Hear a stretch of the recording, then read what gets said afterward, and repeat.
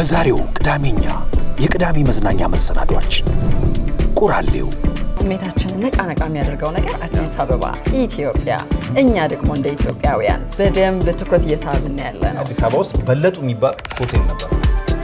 በለጡ ጓዳ የበጣቂው ተሻለ ይሄው እጅ ከፍኝ ጌታችሎት እንደቆረጠ ራሱ ከባድ ነው በማለት ብቻ የዓለማችን ቁጥር 1 ቲክቶከር የሆነው ሰው እንደዚህ ብሎ ይፈምሳል እንዴ በየራሱ አልሆነልኝ ወጌሻ 222,000 ሰዎች በካር አክሲደንት ቪክቲም ናቸው። ላስት ክላክስ ሳደርግላት ልትወጣ አልቻለችም። እያንዳንዱ አሽከርካሪ አደጋ ባደረሰ ቁጥር ባደረሰበት ሰው ላይ ንብረትም ቢሆን ከፍተኛ የሆነ የስነ ልቦና ችግር አለ ማለት ነው። ኢንሹራንስ ሙሉ ስለገዛው ብቻ መተማመኛ መሆን ይችላል። ቻሌንጅ 1 የሰው ልጅ ከዝንጀሮ ነው የመጣው ተብሏል። ዝንጀሮቹ እሺ አሉ እስካሁን ለምንድን ነው ያልጠፋው? ዝንጀሮቹ ራሳቸው ተከተው ነው ያለፉት ማለት የልጅ ልጆቻቸው ናቸው። ኦኬ አሁን የልጅ ልጅ ነው ያሉት እዚህ ያሉ እሺ ግን የሰው ልጅ ከዝንጀሮ ነው የመጣው ብለህ ታምናለህ? ዘመዶች ያልነገር ማለት እናቴም አልነገረችኝ ከየት እንደመጣ ማለት ነው። ይገርም ነው በጣም። እኔ እንኳን እግዚአብሔር እንደፈጠረ ነው። ቢሆንስ ከባለ ጸጉራሙ ወጣቱ ጆቢናዝ ወይ ይማለው ያንተ አንድ ማንኪያ እንባ አንድ የካንሰር ታማሚ የሚያድን ቢሆን ኖሮ ጆቢ ምን ታደርጋለህ? ሶፍት ነጋዴ የሚሆን ነው ለማች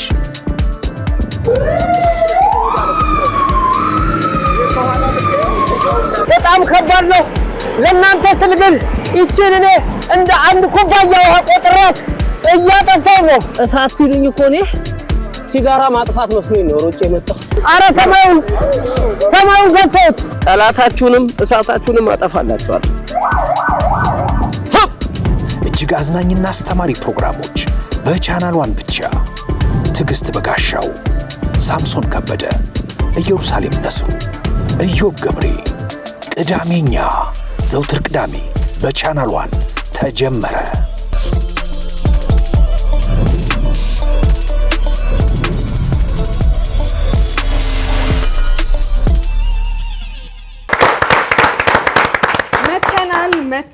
መተናል ወሬዎቻችንንም ይዘናል። በል ቁራሌው አሮጌ ቁራሌው ያለው አስቀምጠናል፣ ሰብስበናል፣ ጨዋታ ይዘናል፣ ቁም ነገር ቋጥረናል። እንቅጠም ቆንጆ ወሬ ሰብስበናል። በግጥም ነው የምንገባው ዛሬ። ምንም የምታጡት ነገር የለም ቤተሰቦቻችን። ከመዝናኛው እስከ ቁም ነገሩ ድረስ እዚህ ጠረጴዛ ዙሪያ በቅዳሜኛ ስሜት ውስጥ ሆነን ቀናችሁን ፈካ እናደርገዋለን። ቅዳሜኛ እንደተለመደው ሰዓቱን ጠብቆ በቻናል 1 ተጀምሯል። እኔ የምለው እንግዶች አልበዙ አዲስ አበባ ውስጥ ኢትዮጵያ ውስጥ? በጣም ነው የበዛው። ኤርፖርት ተጨናንቋል። በየቀኑ በየሳምንቱ አንዱ ደስ የሚለው ስሜታችንን ነቃነቃ የሚያደርገው ነገር አዲስ አበባ ኢትዮጵያ እኛ ደግሞ እንደ ኢትዮጵያውያን በደንብ ትኩረት እየሳብን ያለ ነው። ይሄ አስደሳች ነገር ነው። ብዙ ነገርም እየመሰከሩልን ነው ባላቸው አጋጣሚ ሁሉ የመጡት እንግዶች። ምክንያቱም የተለያየ ማንነት ኖሯቸው ነው የሚመጡት። አንድ ነገር ግን እኔ በግሌ እየቆጨኝ ነው። እናንተም እንደምትሉ አላውቅም። ያልመጣ እንግዳ አለ። ያቀባበል ወከባው ምንድነው? እነማን ናቸው እንግዶቻችን? ማን ይወከላል? አንተሽ ነው እንዳትሉ። ያ ቲጂ ቅናተኛ እንደሆነች እናውቃለን። ግን ሪዝን አይደለም፣ ቅናት አይደለም። ትራምፕ አልመጣም ነው መሰለኝ። ትራምፕ መምጣት አለበት መሰለኝ። ለዛ ማንንም ይምጣ እንግዳ ክቡር ነው።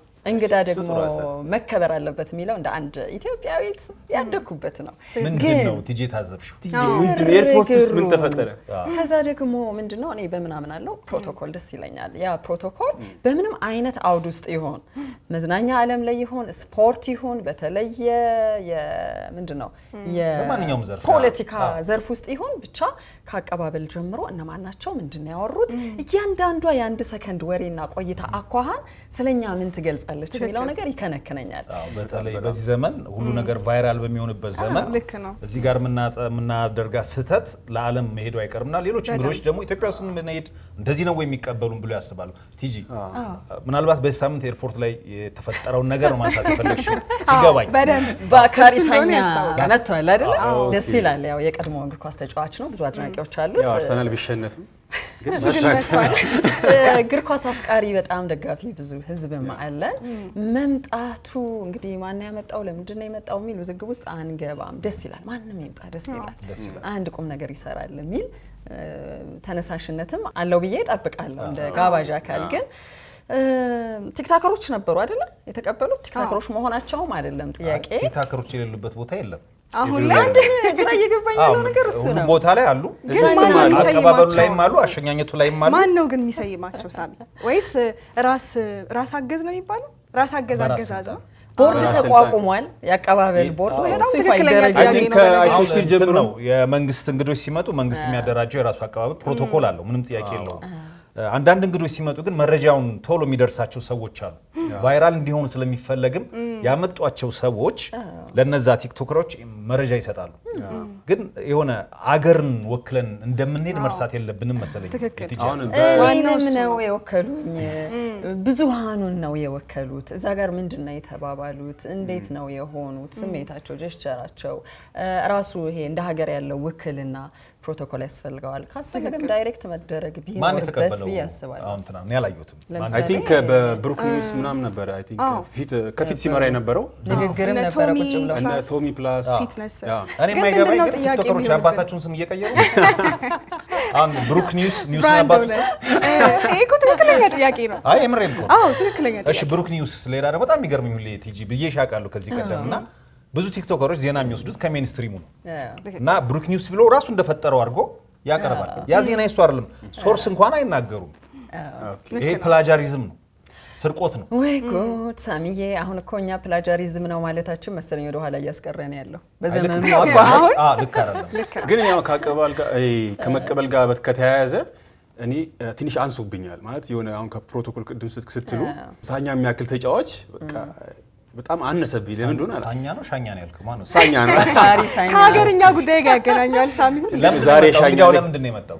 አይ ቲንክ ከዚህ በፊት አይሾ ስፒድ መጥቶ ነበረ እና እሱ ቫይ በጣም ደስ ይላል ያለው አቀባበል ምናምን እና ፎር ዘ ኔክስት ደግሞ እኔ እመጣለሁ ምናምን ብሎ አናውንስ አድርጎ ነበርና አሁን ሲመጣ አይ ቲንክ ቀንሷል ነገር ይየው። ግን እንትን ነው አሁን አይሾ ስፒድ ሲመጣ በጣም ፈጠነ ነው፣ ጋሽ ፈጠነ ነው። ስለዚህ የፈጠነ አቀባበል ቲክቶከሮች ያደረጉለት ነገር ሊያስኬድ ይችላል። ግን ደግሞ በየጊዜው የሚመጡት እንግዶች የሚያስኬዱ ብዙ ነገሮች አሉ። እነሱ እንዳሉ ሆነው አዎ፣ ግን ደግሞ ለሁሉም ሰው እንደዛው አይነት አቀባበል አታደርግም። ሌላው ደግሞ እኔ የታዘብኩት ምንድነው ራሳችንን ማሳያ ማድረግ የለብንም። እዛ ጋር ስንቆም ሀገር ወክለን ነው የምንቆመው። ስለዚህ እኛ አቋቋም ሁሉንም ነገር ነው የታዘብኩት። ምክንያቱም ላይመስል ይችላል፣ ግን ደግሞ በኢንተርናሽናል ሚዲያዎች ሲታይ ዲስሪስፔክትፉል ነው። ምን መሰላችሁ እኔ ትክክለኛውም ነገር የሚመስለኝ ነይና አንድ የሀገር መሪ ተቀበይ ብባል እኔን ነው እያስጨነቃችሁኝ ያላችሁት ወይም የሚያስጨንቀኝ አካል። እኔ የሄዱትንም ሰዎች በአንድ ስሙ እንዳንወቅሳቸው የሚያደርገንም ይሄ ነው። ባልቻልከው ቦታ ላይ ተፈትነ መውደቅህ የማይቀር ነው። ግርግር ለመፍጠር ብቻ ታስቦ እዛ ጋር ይሄ ቫይራል የመሆን ሙድ ያመጣሉ እነኚህ ልጆች በሚል የማይችሉትን ነገር ነው እየተሰጣቸው ያለው ባይነኝ።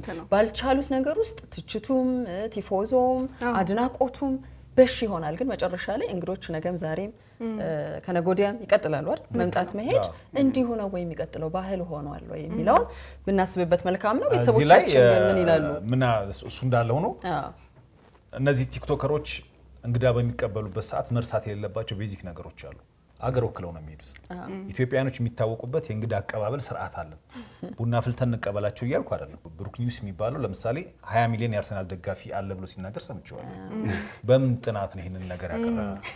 እንግዲህ ከምን መረጃ ስተነሱ ይሄን ነገር እየሰጠ ይሄ ግላዊ ስሜት ሆነ እኮ ግላዊ ስሜት ያንዳንዷ የምንሰጣት አስተያየት እንትን መባል አለባት። ጥንቃቄ አገርን በቃ አገርን ሪፕሬዘንት እያደረጉ ነው እነሱ ሰዎች ያሉትና ቆም ብለው ማሰብ መቻል አለባቸው ብዬ አስባለሁ። ሌላው ምን እንደገረመኝ ታውቃላችሁ? ቪዲዮ ላይ እያያችሁ ከሆነ ህፃን ልጆች እወይ ገላ ምናምን ይጨፍራሉ።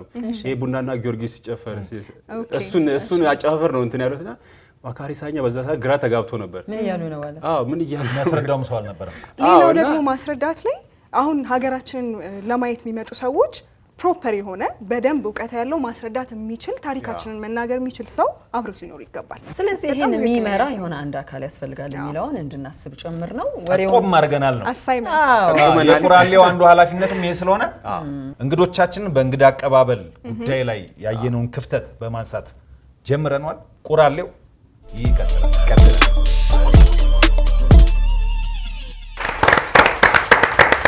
ተመልሰናል። ቁራሌው እየሄደ ነው ያለው። እስቲ ወደ 1955 ልመልሳችሁ ወደኋላ። በኢትዮጵያ አቆጣጠር ወይስ በፈረንጅ? በኢትዮጵያ አቆጣጠር። በኢትዮጵያ እኛም የለን ምን እናንተም የላችሁ። 1955 ላይ አዲስ አበባ ውስጥ በለጡ የሚባል ሆቴል ነበር። በለጡ ጓዳ የበታቂው በልተሻል። ይሄው እጅ ክፍኝ 1955 ስንል እኮ ራሱ ወደ ኋላ ይጎትተናል። በለጡ 55 ማለት የመንግስቱ ነዋይና ግርማሜ ነዋይ መፈንቅለ መንግስት ከተካሄደ ከሁለት ዓመት በኋላ የተከፈተ አንድ ሆቴል ነበርና በጣም በሚገርም ሁኔታ ተመልካቾቻችን ስክሪን ላይ የምታዩትን ሜኑ አለ። ምግብ ጥብስ 10 ሳንቲም ነበር። ወይኔ ይገርም። አረ ጥብስ 20 ሳንቲም ነበር። ቀጥል። ክትፎ 15 ሳንቲም ነበር። ምግብ ነው። አይገርም? ግን ድሮ ክትፎ አይበላም ነበር ማለት ነው። ጥብስ ይበልጣል። አይ ዋጋው የሳንቲም ዋጋን እኮ ነው የምናየው። በነገራችን ጥብስ 20 ነው፣ ክትፎ 15 ሳንቲም ነው። ክትፎ አይበላም ነበር ማለት ነው። ፊተኞቹ ኋለኞቹ ይሆናሉ የሚባለው። የ5 ሳንቲም ዲፈረንስ 4000 ገብቷል። ጥብስ 3000 ይመስለኛል። ሺህ ቤት ገቡ እንዴ? አይ ሸክላ ጥብስ መብላት ቬጂቴሪያን ነው? አይደለም። እነዚህ ፕራይሶች ነበሩ ምግብ የሚበላ። በጣም ያስቅሽ ሜኑ ላይ እንደሚታየው ከስር ማሳሰቢያውን አይታችሁት ከሆነ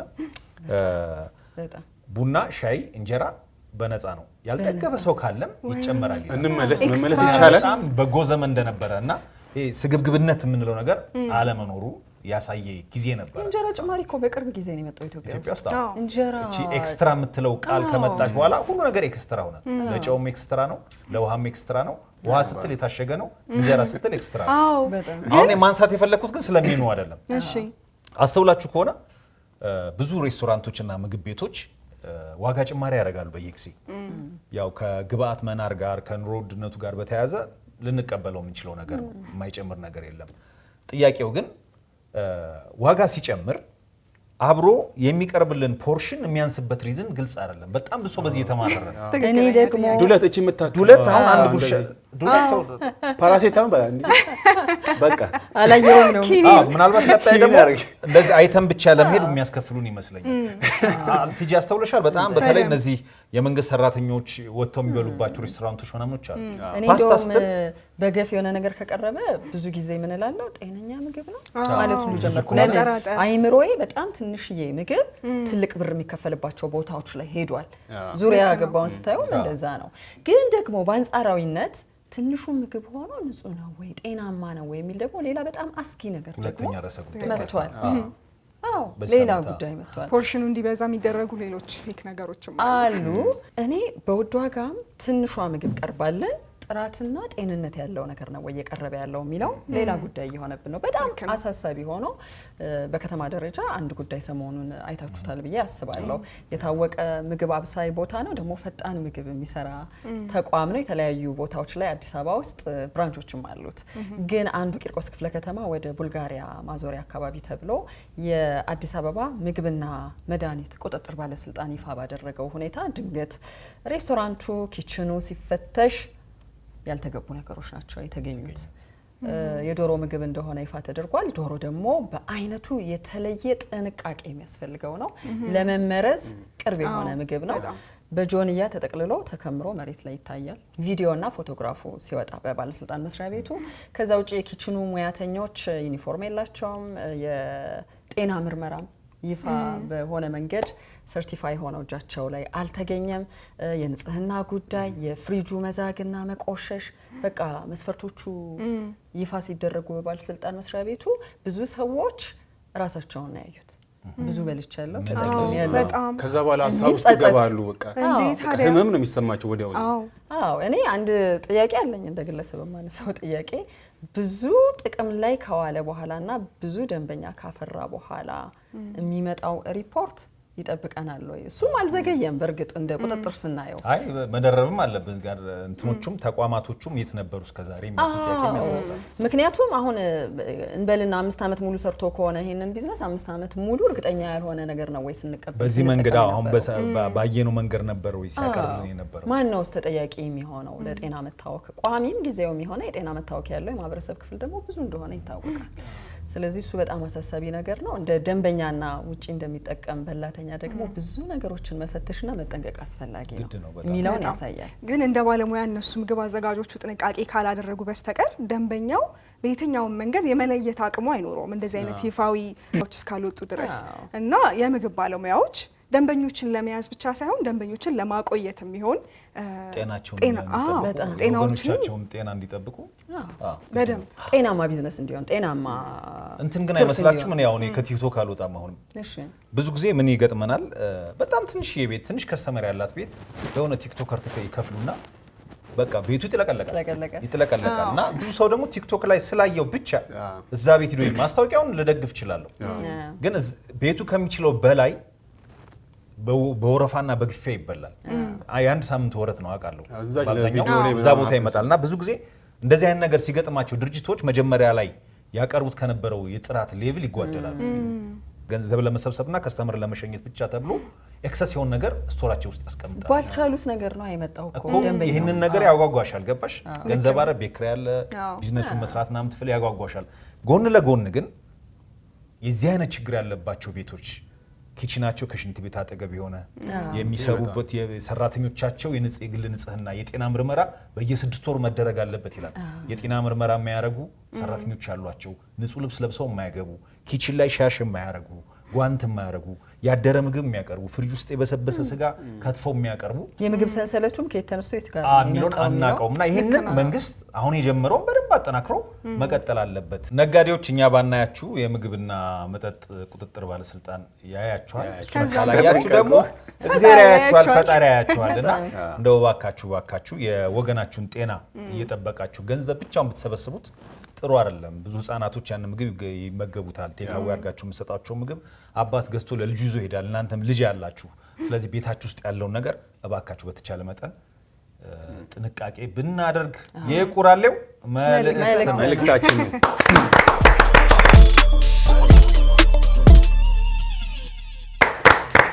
እኔ የምላችሁ ሰሞኑን የሚቆረጥ ነገር አልበዛም?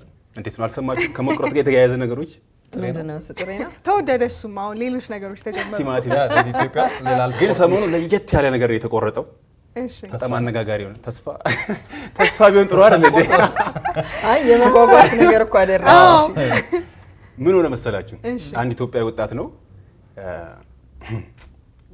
ወንድ ልጅ ከነቃጭሉ ነው የሚወለደው ይባላል። ቃጭሉን ቆረጠ።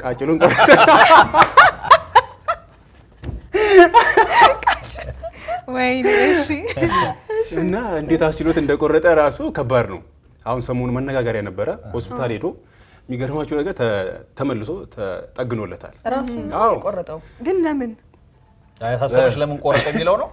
አይ የሚገርማችሁ ነገር ነው። አይኑ መጀመሪያ እኔ ሁለቱም አስደንጋጭ ነገር ነው። እንዴት ተቆረጠ? የሚቆረጥ ነገር ስትል እኔ አይቼዋለሁ። እኔ ሌላ ነገር ውስጥ ነበር የገባሁት። ባለፈው እጅ ተቆረጠ ተቀጠለ ተባለ። ያንን ዜና ሰምቶ መሰለኝ ይሄኛውም ቆረጠ መሰለኝ። እንዴት ነው ይሰራል? ልሞክረዋልና ተሳክቶለታል፣ ቀጥሎታል። አዎ ተጠግኖለታል ምናምን። መረጃው እንዴት ሊቆርጥ ቻለ ምናምን ሲባል ራሱ በራሱ ነው። መጀመሪያ ከመቆረጡ በፊት የሆነ የሚያደነዝዙ ነገሮችን ተጠቅሞ ነበር። እንደባለፈው ለእጅ ለቀጠሉት እንዳጨበጨብ ነው ለነዚህ ዶክተሮች መጀመሪያ መጀመሪያ አካባቢ ላይ ይሄ ዜና በሳምንት ሲወጣ መጀመሪያ አካባቢ ላይ ሰምታችሁ ከሆነ በጣም ብዙ ሀሜቶች ይወሩ ነበር እና መጀመሪያ ልጁ ብልቱን የቆረጠበት ሪዝን ምክንያቱ አልወጣም ነበርና አደጋ ተብሎ ነበርና ሶሻል ሚዲያ ላይ ሲመላለስ የነበረው መኪና አደጋ ሲባል የነበረውና ካልኩሌት ስታደርግ በምንም አይነት መንገድ ሊመጣል አይችልም እና መኪናው በሎጭ ያልፉበት ነው መሃል አልፎ ነው የቆረጠው። አደጋው እንዴት ተጋላጭ አደረገው የሚል መኪና ሊሆን አይችልም። በኋላ ግን እንዳልከው ራስ በራሱ እንደቆረጠ እንትኑ ምክንያቱ ወጥቷል በባለሙያው ማለት ነው። ጥያቄው ግን አሁንም ይቀጥላል። ይሄ በዚህ ብቻ አይደለም። እኔ ግን በጣም ጥያቄ የሆነብኝ ኦልሬዲ ተጠግኖለታል ምናምን አገልግሎት ይሰጣል ወይ ነው የነገር? እሱ ከሆነ ሽንት ምናምን ከሁለት ዶክተሮቹ እንደዛ ብለዋል። አይ ቲንክ ጊዜ ይወስዳል። የወንድ ልጅ ተፈጥሮ ይገባሃል መቼም አንተ ጋር ማውራት ተግባብተናል። አብስትራክት እኮ አደረጋችሁት ነገሩን። ያው የሕክምናው ጉዳይ አፋችንን ከፍተን እንድንከታተል የሚያደርግ ነው። ምንም አይዋሻው። ኢትዮጵያ ውስጥ መሆኑ ራሱ ጉዳዩ የተከሰተው ኢትዮጵያ ውስጥ መሆኑ መፍትሄውም የተገኘው ኢትዮጵያ ውስጥ መሆኑ አንዱ በጣም ያስገርም ነገር ነው። ቀጥሎ ያሉት ሂደቶችን በደንብ እየነገሩን ቢሄዱ ደግሞ የበለጠ መርጣለሁ። ሰሞኑን ማንቸስተርና አርሰናል ተጋጥሞ ነበር። ካስታወሳችሁ እና ላይቭ ላይ አርሰናል ከተሸነፈ ራሴን ቆርጣለሁ ምናምን ብሎ ነበር ዝቶ ነበር ከዛ አርሰናል ሲሸነፍ ላይቭ ላይ ነበርና በምላጭ ራሱን የቆረጠው ጆሮን ላይቭ ላይ አይኑን አይሻለውም አርሰናል ድጋሚ ላለማየት አይደለም ይገርባችሁ ሲሸነፉ ያበሽቋቸዋል እሱን ላለመስማት ነው ይሄ ነገር የሚለየው በእርግጥ ያው ፌክ እንደሆነ ተናግሯል መጨረሻ ላይ ግን ምንም ቢሆንም እንደዚህ አይነት ነገሮች የቆረጠው ፌክ ነው ተብሏል ፌክ ነው ራሱ እንትን ብሏል ቪንቶር እንደዚህ እያሳየ ያው ፌክ ነው ምክንያቱም ወቀሰውን አልቻለውም መጀመሪያ አነጋጋሪ ለመሆን ነው የሚነግርሽ ነገር አስተውለሻል በቃ በዚህ ዘመን ፌክ ኒውስ ምን ያህል እንትን ሊያደርግ ፌክ ኒውስ ከዛ ውጪ ይሄ ትኩረት ማዕከል ለመሆን የሚደረገው ጥረት ርቀቱ ዝም ብሎ በእንደነኛ አይነት ወሬዎች ብቻ ነው እንደ ህይወት የሚቀጥለው ሌላ እኮ በጣም ብዙ ጉዳይ እኮ አለ ከዚህ ቀደም ይርዳው ጤናው ውጪ ሲሄድ ያው የሄደበት ሀገር ላይ ማየት ስለማይችል እዛ ሀገር በጣም ትልቅ ትሪትመንት አለ ማየት ለማይችሉ ውሻ ይመደብላቸዋል ቦነስ ክፍያ ያላቸው በወር ቤት ይሰጣቸዋል ምናምን እንክብካቤ በጣም የሚገርም ነውና አንድ ሚዲያ ጋር ደውሎ እያወራ እዚህ ሀገር ባክህ በጣም ነው ትሪት የሚያደርጉን እንደዚህ ይደረግልሃል እንደዚህ አይነት እድል ይሰጣል እንደዚህ እድል ይደረግልሃል ምናምን ብለው አወራና አዳሚ ኢትዮጵያ ሁሉ ደግሞ እንደሄን ስልሽ አይንሽን ያጠፋሽ ነው ይላል አቢዝ እንዳታደርጉ ገብቶሻል አሁንም እንዲካለለ ብላችሁ እንቆርጣለን የምትሉ ካላችሁ ከጀርባ ሌላ ታሪክ አለ የህክምና ስኬቶቻችን ግን ኢትዮጵያ ውስጥ ያለውን የህክምና ደረጃ በደንብ ከፍ እያደረጉት እንደሆነ ማሳያ ነው አንድ ጊዜም ልክ እንደዚሁ ማህፀን ውስጥ ያለ ጽንስ ደም ተለግሶለታል ይሄም እዚሁ ሀገራችን ውስጥ ተደረገ ህክምና እና የሚገርም ስኬት ላይ ነን ያለ ነው የዚህ ሙያዋ ካልቆራችሁ በምን ቆራለች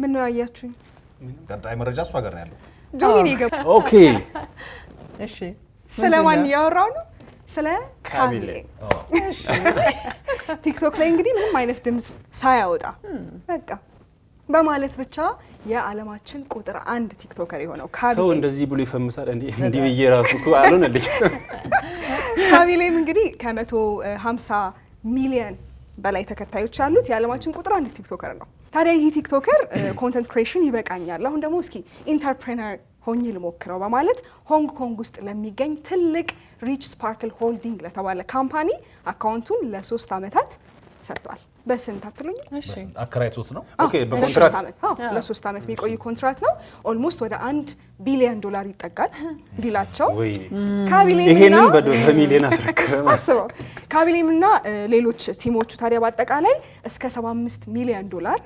የካምፓኒው ሼር ይደርሳቸዋል ተብሎ ይጠበቃል እና ስለዚህ እንደዚህ ብሎ ሳይጮህ ሳይሰግጥ የፈመሰ ብቸኛ ደግሞ የሰንታችሁ እንዲበሉ አላችሁ ሁሉም ቲክቶከር እንዲሊል ነው አይ ልጁ ልብ አለው አፍ የለውም ልብ አለው እኛም ልብ አለን እና የሚገርመኝ ነገር ይሄ ረብሻ ነገር ውስጥ አታገኙትም ራሱን ኩሩ አድርጎ በጣም ትላልቅ ዓለም አቀፍ የሆኑ ተቋማት ከሱ ጋር አብረው ይሰራሉ በነገራችን ላይ ስፖርተኞች እንደሚፈራረሙት እሱ በትልቅ ዝናና ስም የሚፈራረም ልጅ ነው ክላስን ከፍ አድርጎ ዓለም አቀፍ የሆኑ ነገሮችን ጥሶ መግባት ይቻላል የሚለውን ዲሲፕሊን የሚያሳይ ነው ከትንሽ ነገር ተነስቶ ስደተኛ ሆኖ ፈረንሳይ ውስጥ ኖሮ አድጎ የዓለም የዝና ማማ ላይ የወጣ ልጅ ነውና ገና ብዙ ነገር ልንሰማ እንችላለን ኮንተንት ታሪክ ያለው ኮንተንት ክሬሽኑን ታዲያ ስቲል አላቆመም አሁንም ማስታወቂያዎችን ይሰራል ነገር ግን ገቢው ለዚሁ ካምፓኒ ነው የሚሆነው ማለት ነው ስለዚህ የ3 አመቱን ኦሬዲ ይዟል ካቢሌ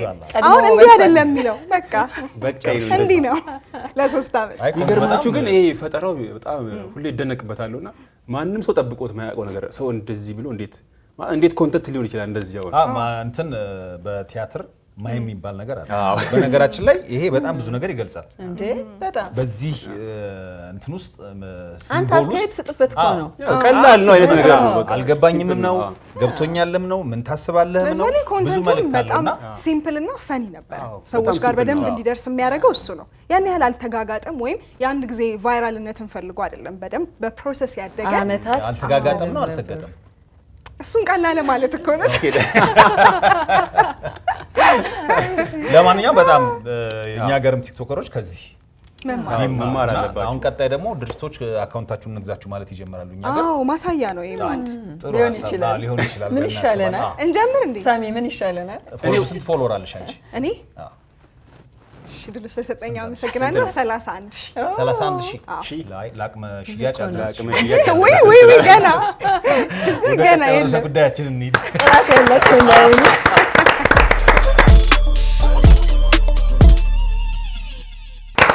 የሚገርም ነገር ጄሪ ዛሬ የጠበቅኳት ኮንሰርት ነበር አለ። መቼ አለቀ ሳሚ? እኔ እኮ ከዚሁ ማስተማሪያ ይሁን ብዬ እኮ ነው ከእንግዳ አቀባበሉ ስለተነሳ ነው የቲክቶከሩን ያነሳ ነው። በአሁኑ ሳምንት ደግሞ በጣም ሌሎች ረሃ የሆኑ ኢቨንቶች አሉ። ቃላት እንዴት ነው እያሻሻች ነው? አመሰግናለሁ። ስለዚህ በዚህ ሳምንት ደግሞ ሌሎች ትልልቅ ኢቨንቶች አሉ። መጀመሪያው ከጃዝ ፌስቲቫል ነው። ጃዝ ላይ ጃዝ ይላል በጣም እንዴ ጃዝ ብሎ አክቹአሊ በጣም አጨቃጫቂ ሙዚቃ ነው።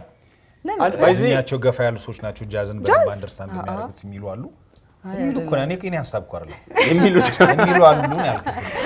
የሚሉ አሉ። አሁን ጃዝ ሴንስ ማድረግ ጀምሬያለሁ እኔ ገፋ እያልኩ ስለሆነ ጥራት ያላቸውን አልመረጥክም ማለት ነው እስከዛሬ። አዎ ሳላውቀው እንዴት ነው ጥራት ግን ግርማ በየነን የሚያክል ትልቅ የጃዝ ግርማ በየነን ወደዋል። አሁን ጃዝ ወደሚለው ስንመጣ እንጂ የግርማ በየነ ሙዚቃዎችን ሰማቸዋለሁ። አሁን ወደ ጃዝሽ ግቢ እስቲ ወደ ጃዝ ልግባ። በዚህ እንግዲህ ከጥር 29 እስከ የካቲት 1 ባሉት 3 ቀናት በአዲስ አበባ ትልቁ የጃዝ ፌስቲቫል ሊካሄድ ነው። የት? ጊዮን ሆቴል። እዚህ ጃዝ ፌስቲቫል ላይ ታዲያ አሁን ያልኩ በጣም የምንወደው የምናከብረው ግርማ በየነ ይገኛል። ግርማ በየነ የሚገርም ዘፈን፣ የሚገርሙ ጥምረቶች ናቸው። እነ ዲበኩሉ፣ እነ ዳዊት ይፍሩ፣ ሌሎችም ኢንተርናሽናሊ ጃዝን በደንብ የሚያውቁና እነ ሰላሚ ነው እና ሌሎችም ያሉበት የሙዚቃ ባለሙያዎች ያሉበት ነው። ስለዚህ ይሄን ፌስቲቫል እየሄዳችሁ ማየታችሁን እንዳትረሱ። ግን ጃዝ ለማይወድ ሰው ባይዘ ቁርጠት ነው የሚሆንባቸው። አሁን ቢገቡ እዛ ውስጥ በቃ ይጨንቃቸዋል። ይሆን አንደርስታንድ ካላረገው ተወዳራጋና ለምን ይቆርጣል? እነ ግርማ በየነ አሉ። እንትን እኮ ነው ይሄ አርት ወይም ደግሞ ለምን አይነት ነገሮች ጀነራል አንዳንድ ሰው ተጣጥሟል። ስዕል አሳይተሽው ሪያሊስቲክ ስዕል አሳይተሽው ይሄ ስዕል ያምራል ብለሽ አብስትራክት ሳሳየው እኔ ስዕል አይገባኝም፣ ፈረስ አይታይም፣ ጋር ነው ፈረስ ያለው ይላል። ግን ሴንስ ስለሚያደርገው ሰው ደግሞ ኮንሰርቶች፣ እነዚህ የጃዝ ኮንሰርቶች በጣም ብዙ ፎሎወር አላቸው። በጣም ብዙ የሚወድ ሰው አለ። ምክንያቱም አሁን መረጋጋት ነው ያለብን አይደል? ለመረጋጋት ደግሞ ጃዝን የመሰለ ነገር አዲስ አበባን በጣም እየተዋበች ነው፣ እያማረች ነው። እንደዚህ አይነት ደግሞ ኢንተርናሽናሊ ኢቨንቶች ያስፈልጓታል ግዴታ። ከአዲስ አበባ ልወጣ ነበረ ልውጣ ትመለሻለሽ? አዎ፣ በዛው ግን ሞምባሳ ደርሼ ነው የምመጣው። ምን አላት ሞምባሳ? የ2 ሰዓት ፍልት አታርቂው። እንግዲህ ጥንዶች ቀናቸው እየደረሰ ነው። ቫለንታይንስ ዴይ ቀይ በቀይ ሊሆን ነው ከተማ። ቅዳሜኛ በጣም ትልቅ ኢቨንት ይኖራል። ቫለንታይን ቆንጆ ፕሮግራሞች ነው በደንብ። ስለዚህ ለቫለንታይንስ ዴይ 2 ትልልቅ ኢቨንቶች አሉኝ ለእናንተ ለቤተሰቦቻችን ቀድማችሁ እንድትዘጋጁ ነው የምንነግራችሁ። ስለዚህ የቫለንታይን ቀን በቤኑና ቪሌጅ ታዲያ ዝም ብዬ አይደለም ይዣችሁ የምሄደው። ለግዠሪ ትሬን ኤክስፒሪየንስ የምታደርጉበት ነው። በለግዠሪ ትሬን የጉዞ ፕሮግራም አለ። እዛው መናፈሻ ብዙ አይነት ነገር አለ። አዳር ፕሮግራም ነው። 150 አዳር ብሩ ነው ምንድን ነው? 150 ደቂቃ ነው። 150 እሺ፣ ጥንዶች የሚገኙበት ኤክስክሉሲቭ ሾው ነው። ጄሪን እጅግ በጣም አድርገን እናመሰግናለን። በጣም ነው የምናመሰግነው ስለቀላቀለችን። ማን አለ በሉ ደግሞ። እሺ፣ ማን ነው ምሽቱ የሚያደምቀው?